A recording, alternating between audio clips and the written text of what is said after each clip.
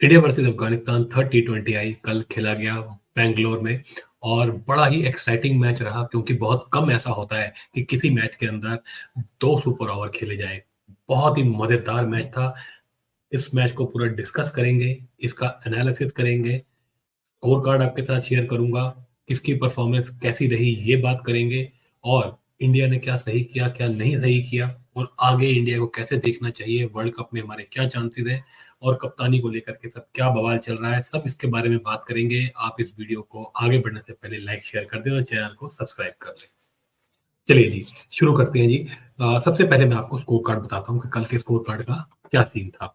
देखिए जी, अगर बात की जाए, सबसे पहले जो है कल इंडिया ने बैटिंग मांग ली थी, और यशस्वी जायसवाल 4 रन बनाए 6 बॉलों में। रोहित शर्मा 121 रन बनाए 69 बॉल्स में, 175 का स्ट्राइक रेट, नॉट आउट रहे। कोहली हमारे गोल्डन डक पे आउट हुए कल, पहली बार हुआ इनके करियर में। और शिवम दुबे 1 रन बनाया 6 बॉलों में, वो भी आउट हो गए। संजू सैमसन डक पे, गोल्डन डक इनका भी रहा। और रिंकू सिंह 39 बॉल्स में मारे 69, 176 का स्ट्राइक रेट, यानी कि रोहित से भी ऊपर का स्ट्राइक रेट इन्होंने रखा। उनकी बॉलिंग की बात की जाए अफगानिस्तान की, तो फरीद अहमद बढ़िया बॉल कर रहे थे कल, तेज भी डाल रहे थे। 4 ओवर के अंदर 3 विकेट लिए, सिर्फ 20 रन दिए। अजमतुल्ला 4 ओवर में 33 रन दिए, 1 विकेट लिया। कैस अहमद को कोई विकेट नहीं मिला, जो इनका लेफ्ट आर्म स्पिनर था, राइट आर्म लेग स्पिनर था। उसके बाद सलीम सैफी 3 ओवर में एक भी विकेट नहीं मिला और 43 रन दिए। शराफुद्दीन अशरफ 2 ओवर के अंदर 25 रन दिए, कोई विकेट नहीं। और करीम जन्नत ने 3 ओवर में 54 रन दिए, कोई विकेट नहीं। करीम जन्नत की तो कल खूब पिटाई हुई, इसके साथ सलीम सैफी भी खुद आड़े हाथों लिए गए। उसके बाद जो है ये सैफुद्दीन अशरफ, इनको भी बहुत पिटाई हुई इसकी भी। इन सब ने जो है मतलब अराउंड 10 से ऊपर का इकोनॉमी रहा इन सबका। सबसे ज्यादा तो करीम जन्नत को 3 ओवर के अंदर 54, यानी कि 18 के इकोनॉमी रेट से इसकी पिटाई कल हुई है। तो जी देखिए, मैच के अगर इस फर्स्ट इनिंग्स की बात की जाए, तो जी यशस्वी जायसवाल, उसके बाद कोहली और सैमसन, ये तीनों की विकेटें ऐसे गिरी जैसे ये बॉल को तोड़ देना चाहते हैं बीच में से। पहली ही बॉल पे आ करके ऐसे उठा रहे थे बॉल को कि पता नहीं क्या हो। कहीं ना कहीं ऐसा लग रहा है कि राहुल द्रविड़ इनको जो है प्रॉपरली मैसेज कन्वे नहीं कर पा रहे हैं। इंडियन टीम जो है उसी तरीके से, उसी कश्मकश में फंस गई है जैसे कि पिछले टी20 वर्ल्ड कप से पहले फंसी हुई थी, जिसमें ये कह रहे थे जी प्लेयर्स को कि अपने अपने खेलने के तरीके को चेंज कीजिए, हम इसी तरीके से खेलेंगे, हम उसी तरीके से खेलेंगे। और उसके अंदर प्लेयर जो है वो अपनी नेचुरल गेम नहीं खेल पाता, और प्लेयर जो है जबरदस्ती शॉट्स मैन्युफैक्चर करता है और आउट हो जाता है। साफ दिखा कि प्लेयर्स जो है वो एक प्रेशर में जो है बॉलों को उठा रहे हैं। तो ये राहुल द्रविड़ के ऊपर सवाल है कि तुम प्लेयर से क्या कम्युनिकेट कर रहे हो, तुम ये चला क्या रहे हो तुम भाई। मतलब किस तरह का तुम्हारा कम्युनिकेशन है, और तुम किस तरह से स्ट्रेटेजाइज कर रहे हो। या तो तुम प्रॉपरली कम्युनिकेट नहीं कर पा रहे हो, और अगर तुम कर पा रहे हो तो बहुत ही गलत चीजें कम्युनिकेट कर रहे हो। देखो, ऐसे कोई पागल नहीं हो जाना है कि हम आते ही पहली बॉल पे छक्के मारने लगे और विकेटें गिर जाए गिर जाए गिर जाए। तो किसी ना किसी को तो संभालना पड़ता है, और मारने के अंदर जो है मेथड इन मैडनेस होना चाहिए, यानी ना कि मैडनेस इन द मेथड। ये आप जो है मुझे मतलब एक क्लियर जो है ना, ये राहुल द्रविड़ की जो उनकी कोचिंग है, जो उनकी लीडरशिप है, उसके ऊपर ये सीधा सीधा सवाल है कल का मैच कि ये क्या चाहते हैं। लास्ट मैच था कल इंडिया का इंटरनेशनल जो टी20 आएगा, उसके बाद इंडिया ने सीधा वर्ल्ड कप खेलना है। बीच में जो है इंडिया टेस्ट मैच खेलेगी और आईपीएल आएगा। टी20 का सिर्फ आईपीएल रह गया बीच में, और आईपीएल देखिए वो एक इंटरनेशनल क्रिकेट से एक कम लेवल का एक उसमें डिफिकल्टी रहती है। उस तरह का प्रेशर नहीं रहता है आईपीएल के अंदर। तो देखा जाए तो ये लास्ट मैच था वर्ल्ड कप से पहले, और इस मैच के अंदर आप इतनी घटिया स्ट्रैटेजी से खेल रहे थे, पता नहीं प्लेयर्स को कंफ्यूज करने की कोशिश कर रहे हैं, क्या कर रहा है कोई नहीं जानता। ये राहुल द्रविड़ के ऊपर एक बहुत बड़ा सवाल है। मैंने ये राहुल द्रविड़ के बारे में मैंने ये भी कहा था कि वर्ल्ड कप जो हम हारे थे 50 ओवर का, उसके अंदर सबसे बड़ी गलती राहुल द्रविड़ की ही थी। लेकिन मैंने उनको सपोर्ट किया था कि आगे चल करके वो इंप्रूवमेंट दिखा सकते हैं, क्योंकि नया कोच आएगा तो वो फिर वही गलतियां करेगा।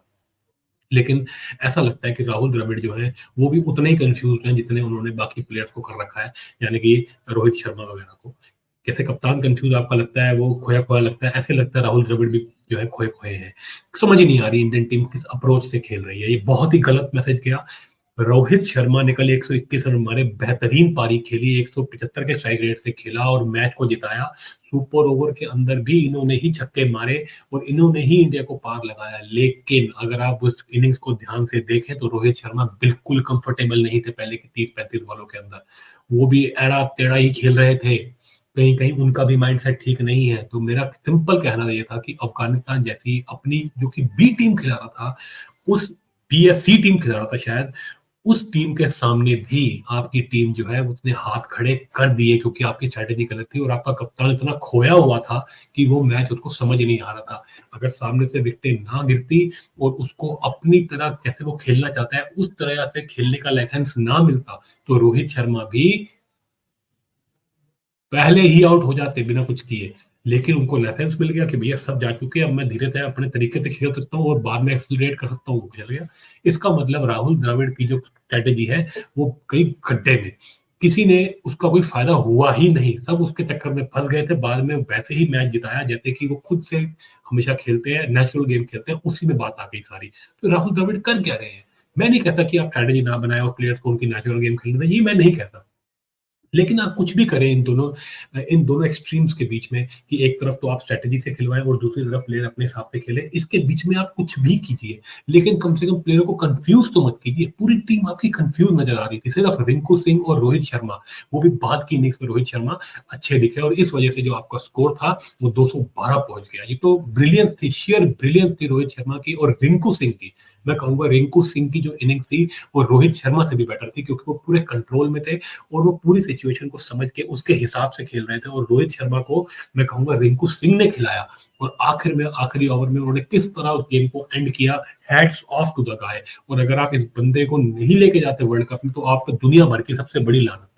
मैं मुंह पे कहता ही हूँ आप ये बात कि ये जो अभी आपकी मैनेजमेंट है यानी कि राहुल द्रविड़ और रोहित शर्मा की, चाहे ये मैच इन्होंने जिता दिया है लेकिन ये बिल्कुल भी ठीक नहीं है इस वर्ल्ड कप में जाने के लिए। हार्दिक पांड्या का क्या होगा, वो कैप्टन थे इसके आने, रोहित शर्मा के कैप्टन बनने से पहले, अब वो आएंगे, क्या होगा कोई नहीं जानता। तो चलिए जी, ये तो हो गया इंडिया की एनालिसिस बैटिंग का। अब इसके बाद बात कर लेते हैं अफगानिस्तान की बैटिंग। जब भाई बहुत बढ़िया स्टार्ट था, गुरबाज ने मारे 32 बॉल में 50, जदरान ने मारे 41 बॉल में 50। उसके बाद नायब जो गुलबदीन नायब है उसने इतनी पिटाई करी, 23 बॉलों में 55 रन, 240 के स्ट्राइक रेट से वो बंदे ने कल पिटाई करी। अजमतुल्ला उमर सही गोल्डन डक। उसके बाद नबी 16 बॉल में 34 रन, करीम जन्नत 2 रन मारे, जदरान 5 रन मारे और अशराफ 5 रन मारे।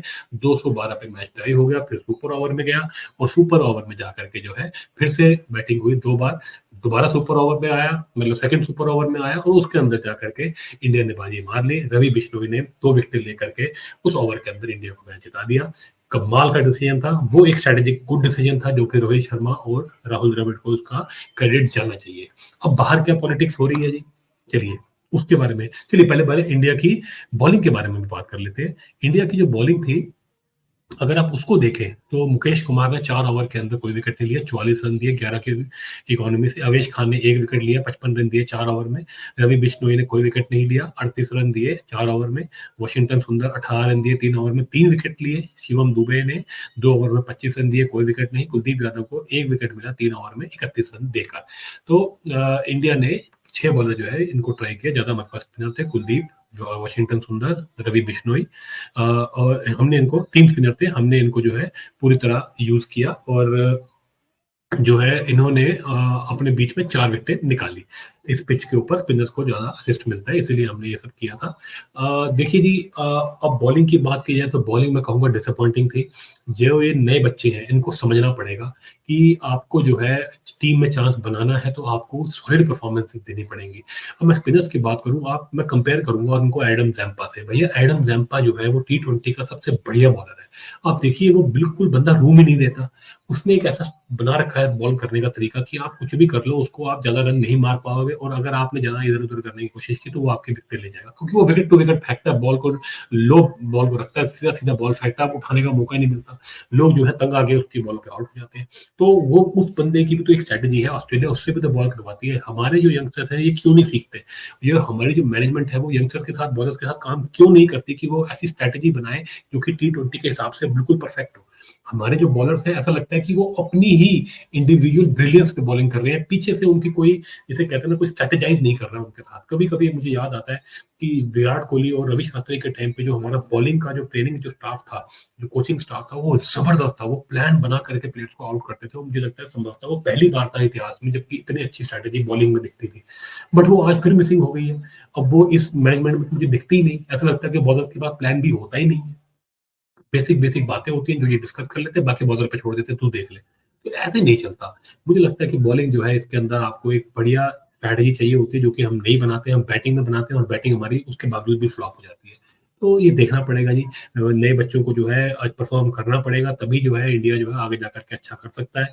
अब देखिए शिवम दुबे को जो है ये काफ़ी बैंक कर रहे हैं, उनसे बॉलिंग भी करवा रहे हैं, अच्छी बात है। पिछले वर्ल्ड कप में तो वो कराते ही नहीं थे नए बॉलर से, 6 बॉल ट्राई नहीं करता था रोहित शर्मा, अब तो करने लगा है।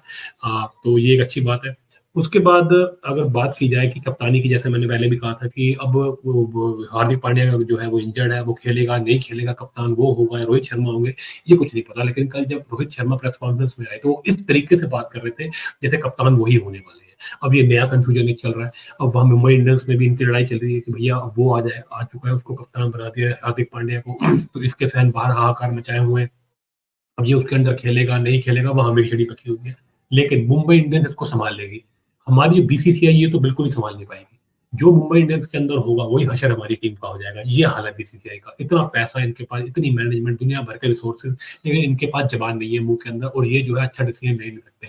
ये तो बस चाहते हैं कि पैसे बना लें, जो ब्रांड बने हुए हैं, उनका यूज़ करके हम पैसे बना लें बस। और वो जो ब्रांड बने हुए हैं, वो बाहर जाकर के अपनी पीआर एजेंसी छोड़ते हैं। दुनिया भर की जो है फैन्स के साथ लड़ाइयाँ करवा देते हैं वो। और ये जो है बीसीसीआई वाले ये इनको करने देते हैं, तुम करो, हमको बस पैसे चाहिए, तुम कुछ भी करो, तुम नंगा नाच कुछ भी करो।